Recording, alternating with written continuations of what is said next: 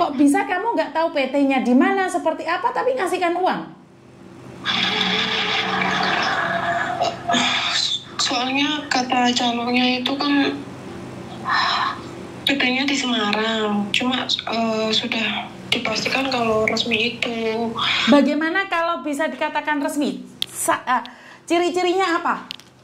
Bagaimana kamu tahu itu resmi atau tidak? Hah? Ini waktu aku nggak tahu ya, soalnya kan belum ada pengalaman. Pemahamanku itu kalau sampai ke Disnaker kan sebelum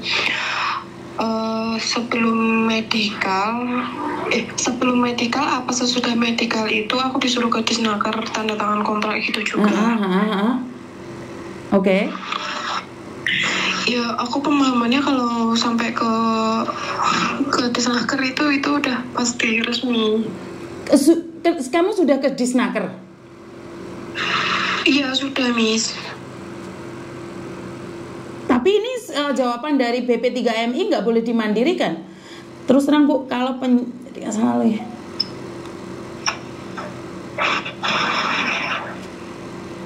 Oke, sebentar, saya gabungkan.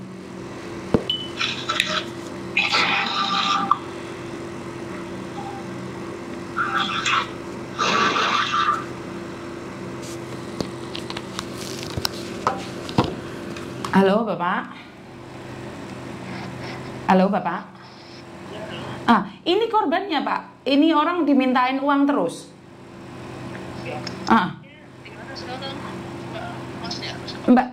Mbak sama Mas itu suami istri. Ndok, sebentar. Sekarang kamu tak gabung sama petugas BP2MI yang di Jakarta untuk memastikan apakah proses kamu legal atau legal. Kamu berbicara sendiri, teleponku yang tak matiin ya. Iya, terima kasih Pak, Bapak, terima kasih. Kamu ngobrol sendiri, Dok. Oke, terima kasih. Oke, karena saya live kan ya, karena inilah bahayanya kalau kalian tidak tahu PT-nya apa, masuknya seperti apa, bagaimana ngecek. Bagaimana kalau kalian dijual? Piye to rek, awakmu ki rek? Hah? Inilah edukasi. Kenapa saya selalu minta bantuan kalian untuk menyebarkan media-media sosial yang ada? Karena orang-orang di kampung itu jawabannya mereka tidak tahu diproses lewat PT apa, prosesnya seperti apa. Saat dibawa ke Disnaker itu sudah pasti. Padahal mungkin ke Disnaker ngopi-ngopi aja. Apakah benar diproses? Nah, ini karena mungkin calonnya sudah nonton konten saya. Karena kalau PT yang resmi itu ada di Disnaker. Tapi masalahnya nggak boleh saya kontrak secara mandiri. Karena kontrak secara mandiri kalau sakit, kalau meninggal itu nggak bisa dibantu. Nah, benar kemarin ada yang komen, Mbak Yuni, kita itu orang kampung, kita mana tahu proses-proses seperti itu. Nah, karena kalian sendiri yang ngomong, karena kami orang kampung tidak tahu proses seperti itu, karena itu harus belajar cari informasi. Bukan berarti kalian orang kampung tidak boleh menerima informasi. Cari informasi. Bagaimana tahu PT itu benar sama tidaknya? Di Disnaker. Apakah di Disnaker itu benar-benar tercantum? Juga dicek. Direkam, dilihat. Harus ada bukti apakah itu resmi atau tidak resmi. Ternyata datang ke Disnaker mungkin cuma ngopi aja, nggak nanya tentang pekerjaan yang kalian akan jalani. Ya ini masyarakat luas sudah mulai melihat konten saya. Saya cuma meminta sama kalian untuk berbagi informasi ini. Jangan asal ngasih duit. Kalian tuh sama-sama kayak saya, ini susah, kita orang susah Mbak. Bagaimana mungkin kamu uangnya tiba ketipluk ke sana, ketipluk ke sini? Hancur kalian. Jadi jangan mudah percaya memberikan uangmu pada orang yang tidak tahu. Walaupun itu tetanggamu, itu tetangga maut itu namanya. Ya? Calo-calo maut itu namanya. Jadi hati-hati ya, saya sudah mengingatkan berkali-kali. Kebanyakan calo itu adalah tetangga kita, saudara kita, orang-orang terdekat kita. Tapi ingat, kamu harus tanya PT-nya mana, di mana, seperti apa prosesnya. Jangan mudah percaya karena dia tetanggamu itu pasti benar. Enggak loh. Sindikat itu tetangga sendiri, keluarga sendiri loh ya. Ini saya sudah mengingatkan berkali-kali, jangan mudah percaya. Walaupun itu tetanggamu yang akan menyalurkan pekerjaan itu, legal atau ilegal. Ini edukasi bagi orang kampung. Ayo, teman-teman bagikan, sharekan. Karena banyak orang menganggap bahwa tetangga sendiri, saudara sendiri, itu bisa memproseskan secara legal. Berapa banyak tetangganya sendiri yang dibawa ke Kamboja akhirnya dipelintir-pelintir. Benar gak sih? Berapa banyak orang yang mengaku saudara nyampe Hongkong jadi gelandangan. Jangan mudah percaya. Saya selalu mengingatkan buat kalian, setelah kalian nonton konten ini dan kalian masih percaya dengan yang namanya tetangga calo maut, yaitu hak kalian. Yang penting saudara-saudara kalian kirimin video pendek ini. Kirimin video pendek ini pada siapapun. Saat kalian mau dibawa ke luar negeri, tunjukkan video ini dulu. Karena kalau tidak, kalian akan dimanfaatkan. Tanya proses-prosesnya secara detail. Tapi calo itu lidahnya lidah buaya. Lidah apa sih? Lidah yang pinter bulet-bulet itu apa namanya? Lidah pokoknya. Jadi mereka akan menjelaskan sedetail mungkin. Bahkan mereka akan memberikan bukti-buktinya. Seperti ini, akan melakukan seperti ini dan seperti itu, seperti ini, seperti itu. Tapi kalau sudah berbicara tentang uang, saya bisa katakan 75% penipuan, yang 25% mungkin beneran. Tapi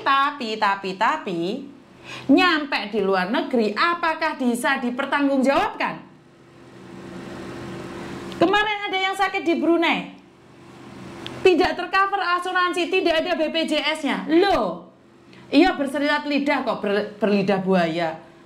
Jadi hati-hati ya teman-teman. Jangan selalu berkomen di media sosial saya. Kan kita orang kampung, kita tidak tahu informasi. Halo. Di kampung TikTok sudah masuk, di kampung Facebook sudah masuk, di kampung sudah ada internet. Jadi tidak ada alasan bahwa informasi ini tidak nyampe kampung. Karena orang kampung yang mudah dipercaya. Karena orang kampung mudah percaya. Karena itu calo-calonya itu tetanggamu sendiri. Bahkan setelah kalian terjebak di perdagangan manusia, tetanggamu itu tiba-tiba punya ilmu. Bisa ngilang gak bisa balik. Bener gak? Bener gak? Jadi jangan bilang bahwa nggak apa-apa sih miss, nggak apa-apa miss sih miss. Tetangga saya sendiri, saudara saya sendiri yang membawa saya ke PT. Ya silakan. Berapa banyak orang yang sudah dikites-kites, dicabuti kuku nih, disetrum, diblekrei kayak belara. Ngerti belara apa dah? Tulangnya disumsumi, tulangnya dietet-etet kayak iwak. Paham nggak maksud saya? Jadi sekali lagi, orang yang pintar bersilat lidah, berlidah buaya, lidah tak bertulang, itu calo. Mereka itu pintar memanipulasi. Oh sama ini toh saya kenal baik, oh sama ini toh saya tahu. Yaitu berlidah buaya. Jadi sekali lagi, kalau kalian tidak percaya dengan omongan saya, silahkan. Karena yang bertanggung jawab atas hidup kalian itu kalian sendiri. Seandainya ditipu, bukan saya yang ditipu, kalian. Kalau kalian percaya, nggih monggo, nggak percaya itu urusan kalian. Saya cuma bisa mengingatkan dan mengingatkan dan mengingatkan. Apakah kalian mau mendengarkan omongan saya? Itu tergantung. Tergantung kalian mau ya silakan, nggak mau juga nggak apa-apa. Karena saya tidak ada kewajiban untuk menolong semua orang. Tapi saya berkewajiban menginfokan. Tanggung jawab ada pada kalian. Tanggung jawab bukan ada pada saya. Jadi buat teman-teman yang ingin ke luar negeri, tidak melalui proses yang benar, tidak melalui PT yang benar, jangan kaget kalau nyampe di sana kalian tidak ada pertanggungjawaban dari pemerintah. Kowe engko lek lara, kowe engko lek digepuki, lek dietet-etet, jare pemerintah kok tidak bertanggung jawab dan tidak menolong. Iya pernah. Jadi jangan menyalahkan orang lain. Kowe lek diomongi ya ndablek. Wis konten ini teko apa enggak ndek dulurmu, teko enggak sama tetanggamu. Itu tanggung jawabmu. Yang penting informasi sudah saya sampaikan bahwa hati-hati ke luar negeri. Jika tiba-tiba kalian diajak teman saudara ke luar negeri tanpa proses yang benar, mungkin tetanggamu sukses, mungkin saudaramu sukses, tapi apakah jaminan kamu akan sukses dengan cara ilegal? Emangnya kamu tahu?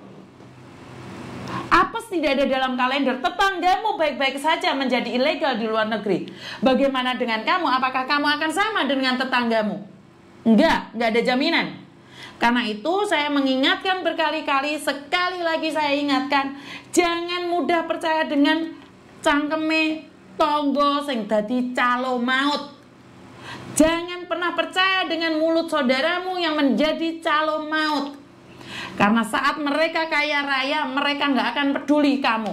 Walaupun kamu diewer-ewer, diblekrek-blekrek, kamu disiksa, disakiti sama orang di luar negeri, mereka tidak akan bertanggung jawab atas hidupmu.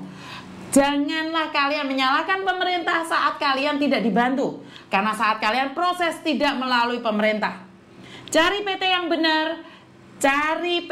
benar, jaga keselamatan kalian. Mungkin itu aja dari saya untuk hari ini. Terima kasih, kurang lebihnya saya minta maaf. Jika ada kata-kata saya yang salah, secara langsung atau tidak langsung, secara saya sengaja atau tidak saya sengaja, saya minta maaf.